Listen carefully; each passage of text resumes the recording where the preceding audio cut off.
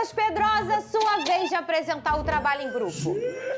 O Vasco foi atropelado pelo Puerto Cabide e ficou numa situação difícil na Sul-Americana. Vamos ver esse jogo e na volta o Pedrosa comenta. Pô, era muito isso na escola, cara. Rodou. Um dia para ser esquecido. Na primeira etapa, o Vasco até começou indo para o ataque. Verratti arriscou de cabeça. Mas Léo Jardim já começou a trabalhar cedo e salvou o Vasco nesse lance. Mas aí, bobeira dupla de Matheus Carvalho e depois Hugo Moura faz falta em mesa. O árbitro marca pênalti. Paredes vai para a cobrança e marca. Outro mole do time carioca, após passe errado e quase mais um do Puerto Cabello. Mas Léo Jardim evita. O Vasco então vem com Lucas Piton cobrando falta e João Vitor faz de cabeça. Tudo igual. Mas no segundo tempo, a situação do Vasco ficou pior. Escanteio e a bola sobra para Padrón, que tem apenas 1,59 m de altura, fazer de cabeça. E aí começa a desandar tudo para o Vasco. O Puerto Cabello rouba a bola, trabalha e Guerreiro chuta no ângulo. E novamente, após erro de passe, Paredes fica com a bola e manda sem chances para Léo Jardim. Final, Puerto Cabello 4, Vasco 1. Una palavra. Apresenta o trabalho aí, Pedro. E merece uma palavra, merece todas as zoações. Como é que você ficou? Envergonhado. Ai, meu Deus do céu. É sério, eu fico envergonhado, Fernanda, porque, assim, se a gente for olhar, quando a gente vem aqui todos os dias, a gente acorda cedo, se dedica, estuda, vem trabalhar na maior competência possível. Quando algo sai errado dentro do nosso trabalho, seja aqui no SBT, eu faço lá na Placar, no meu canal, e sempre foi assim durante a minha carreira, cara, eu não conseguia dormir, Fernanda, porque eu me sentia um incompetente. Eu ficava triste, eu falava assim, cara, porra, isso aí foi uma incompetência minha, eu ficava envergonhado, triste, porque eu acho que o trabalho da gente, ele tem que ser levado muito a sério, entendeu? E assim, o futebol, eu até falei isso na minha live ontem, o futebol é um jogo muito complexo. As pessoas acham que o futebol é um jogo simples e é completamente ao contrário. Jogar é difícil, treinar é difícil, fazer futebol é difícil, tudo é difícil, não é algo complexo. As exigências que o futebol te traz hoje, elas são muito complexas para a gente poder resumir muitas vezes um jogo em, pô, faltou vontade aqui, faltou raça aqui, garra ali. Mas eu me sinto até um ogro falando isso. A grande verdade ontem é que eu não consegui ver um pingo de vontade em todos os atletas que entraram em campo ontem. E pior, eu me pergunto, será que eles sentem vergonha? Porque eu não sei se eles estão entendendo a dimensão do que aconteceu ontem, mas eu vou tentar explicar aqui. O Vasco, pela primeira vez na história do futebol brasileiro, foi um time que tomou 4 gols de uma equipe venezuelana. O Puerto Cabello, gente, ele não consegue nem mesmo disputar as primeiras colocações do campeonato venezuelano. É uma equipe, como eu falei aqui do Carabobo ontem, que pode ser até pior do que o Carabobo. Ela é Ele tá atrás do Carabobo Tá atrás na do Carabobo. Tá atrás do Carabobo. O Carabobo tá na Libertadores. Tá na Libertadores. Então, pra você ver o tamanho da situação. O Vasco tomou gol ontem, parabéns, Lucas Piton, de um jogador de 1,59. Ele tem 1,59. É a minha altura. Ele deve ser da sua altura, Fernanda. Então, assim, me desculpa. Ele não fez um gol chutando, ele não fez um gol driblando, ele fez um gol de cabeça, o que torna a situação mais vergonhosa ainda. O senhor Matheus Carvalho, ontem, a bola que ele recebe e que ele entrega, e depois o Hugo Moura faz um pênalti, é uma vergonha. É de um jogador que não tem capacidade, não tem condições de vestir a camisa do Vasco. Porque o mapeamento dele de campo é vergonhoso. Os caras do Vasco, eles têm medo da bola. Eu nunca vi jogador de futebol ter medo da bola. Eles estavam com medo da bola. Medo. A bola vinha, sabe o que eles faziam? Tremiam e tocavam a bola de volta pro zagueiro. Eles não conseguiam ficar 10 segundos com a bola no pé, porque eles têm medo de errar. E esse time é fraco mentalmente. Além dessa equipe ser muito mal treinada, porque não tem treinador, Felipe, você não é treinador de futebol. No máximo, você é coordenador técnico mesmo. O Vasco demitiu o Carille, que eu falei aqui diversas vezes. Beleza, vai demitir o Carille? Vai vir quem? E tem uma semana que está em negociação com o Fernando Diniz. Nesses dias aí, sabe o que aconteceu? O Vasco empatou com o Operário de forma vergonhosa na Copa do Brasil. O Vasco perdeu para o Palmeiras, que até então normal, e sofreu um dos maiores vexames da sua história na Venezuela, jogando a Copa Sul-Americana, precisando da vitória, porque vai ter que jogar contra o Lanús na Argentina se quiser passar em primeiro. Já não passa mais em primeiro. Jogando esse futebol, eu tenho tranquilidade de afirmar aqui que jogando futebol, não é nem o elenco, jogando futebol, o Vasco é um dos 3 piores times do Brasil. Eu não tenho dúvida disso, tá? E ontem ficou comprovado. É vergonhosa a postura do atleta que veste a camisa do Vasco e que vai para campo e joga da forma como eles jogaram ontem. Parecia que eles estavam numa pelada de final de semana e nem na pelada, porque na pelada dá merda. Na pelada, é um cobrando o outro, trabalhando no refrigerante, trabalhando na caixa de cerveja. Meu irmão, sai todo mundo se xingando. Ontem nem isso neles eu consegui ver. Então assim, cara, é triste pro torcedor. Eu me sinto envergonhado, eu não contrato, eu não planejo, eu não faço parte de nada, eu não jogo, mas eu me sinto envergonhado como vascaíno. Senhor presidente Pedrinho, Felipe, Marcelo Santana, vocês deveriam se sentir mais envergonhados ainda, porque vocês montaram o que foi o pior, um dos piores vexames da história do Vasco da Gama e o pior jogo de 2025. E até agora, nada de treinador. Tá tudo tranquilo pra vocês, tá tudo tranquilo. O Vasco tomou de 4 de uma equipe semi-amadora e tá tudo tranquilo. E outra coisa só pra finalizar, quando a gente falava do Carille, o que eu falava sempre pra vocês aqui? Não tirem a responsabilidade dos atletas. Não tirem a responsabilidade deles que erram jogo após jogo. Erros bizonhos de jogadores que ganham e ganham muito bem, não é pouco não. Eles ganham muito bem em dia para jogarem de uma forma patética e que envergonha o torcedor. O Vasco hoje é um clube que não tem quase nada. E o que resta é só a torcida. E até essa torcida tá cansando. Olha só, e o técnico interino Felipe falou sobre a goleada sofrida pelo Vasco depois dessa partida, Rodô. Na realidade, temos que pedir desculpa ao nosso torcedor. É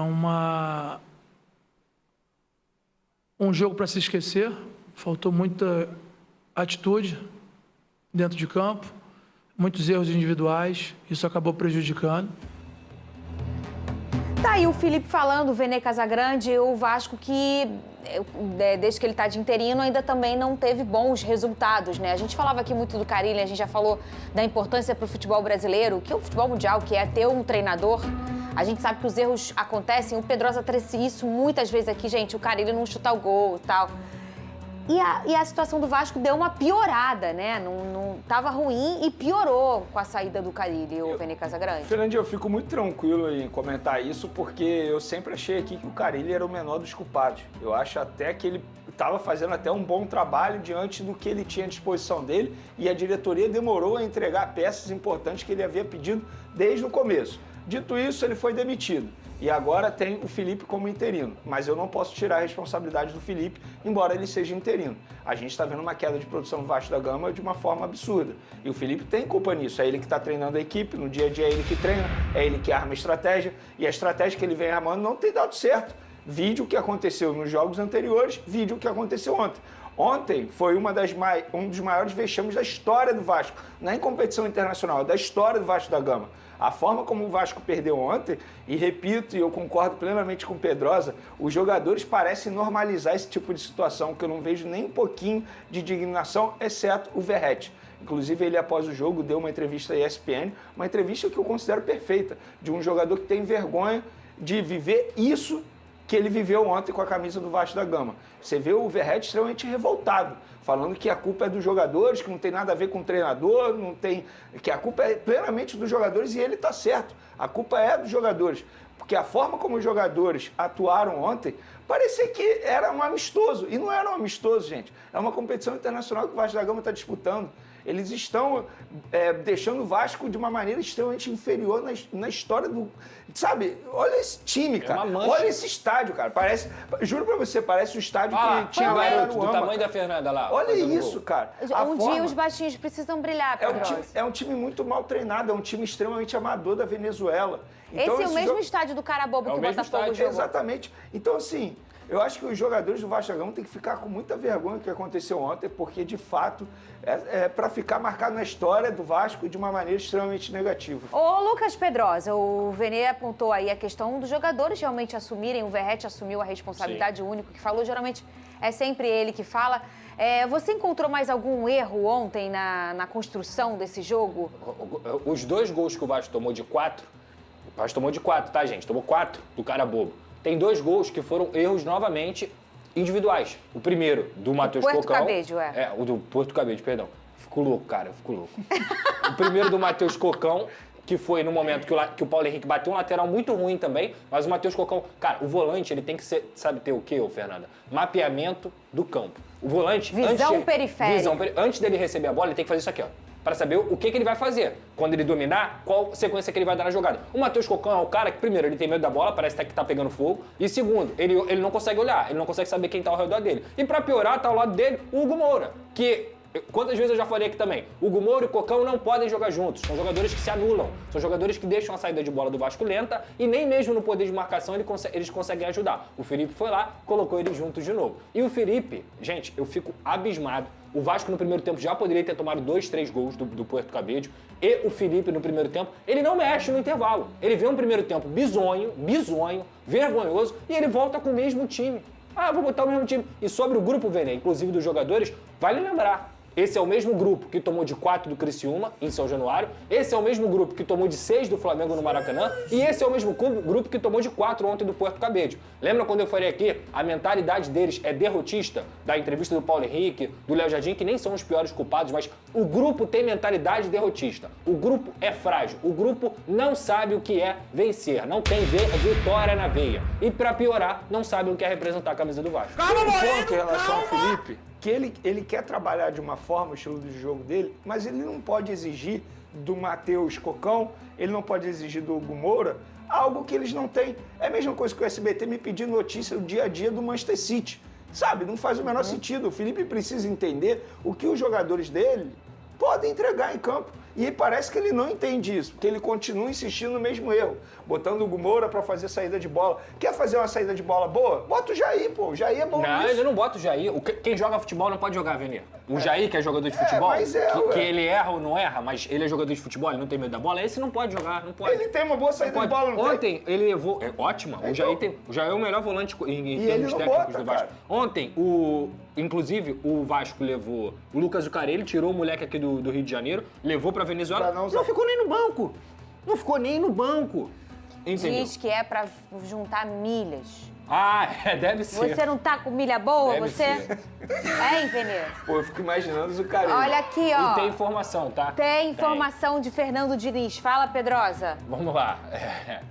Antes do jogo contra o Puerto Cabello, um pouco antes do jogo contra o Puerto Cabello, o Vasco sinalizou uma nova oferta ao Fernando Diniz. É uma oferta chegando ali na casa do 1 milhão, não só para ele, mas também para sua comissão técnica. O contrato deve ser até o fim de 2026 e agora o Vasco aguarda o último ok do Fernando Diniz para anunciá-lo como treinador. Se algo mudou depois do jogo na cabeça do Diniz ou não, eu não sei. Mas a informação que eu obtive nessa manhã é que o Vasco está aguardando o último ok do Fernando Diniz para anunciar o treinador. Na casa do 1 milhão. Na casa do 1 milhão. Ele e comissão técnica. Lembra a pergunta que você fez ontem pra gente, se ele vale 1 milhão? Se lembra? Não sei se ele vale ou não, mas para assumir o Vasco, ele tem que pedir alto.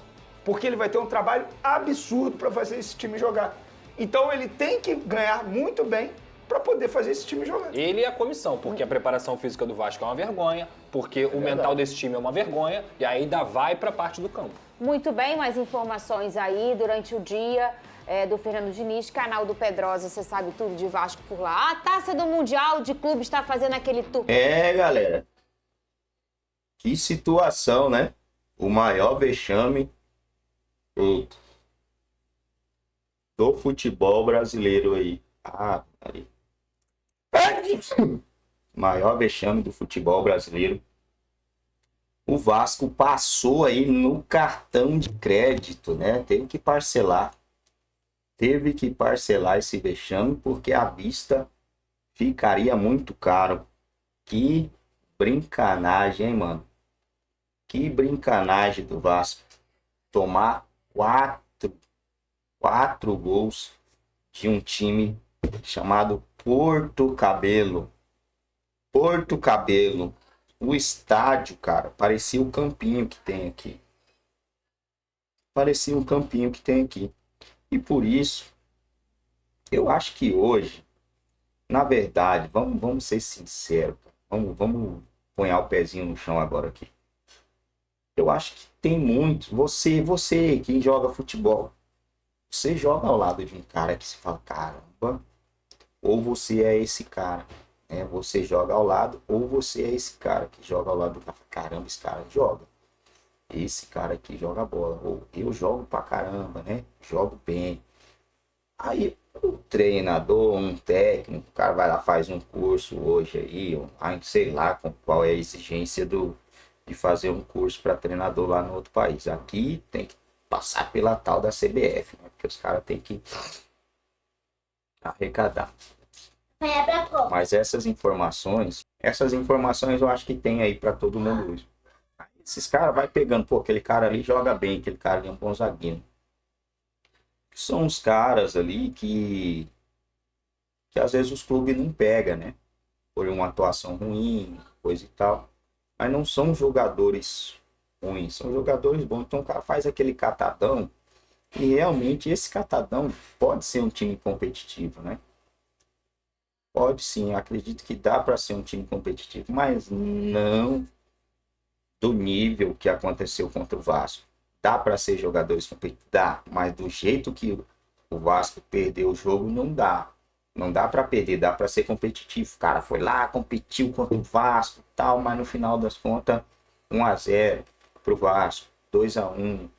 É o normal de se acontecer contra esses times da Venezuela. Não tem mais ninguém bom, mas tomar uma sonora dessa daí, é só o Vasco mesmo que passa essa fatura aí no cartão de crédito. Pela madrugada.